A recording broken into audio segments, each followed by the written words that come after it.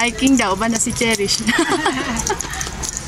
After the hawakan nila to, after po hawakan, pumunta po sila dito sa Fortificat with shaman po.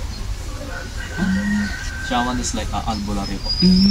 So po yung magpe-perform ng ritual para po sa mga couple. Pagtapos po ng ritual, alis na po si shaman. Yun po. Gagawa na po yung pan. Yung mag-asawa. Asa na itong mag-asawa? Hindi pa rin po sila makaanak. Yung lalaki po, mag-aanak po ng ibang babae. Uy! Para po malaman kung sino sa kanila may problem. Hindi ako kayo maghanap din. Silang dalawa. Silang dalawa.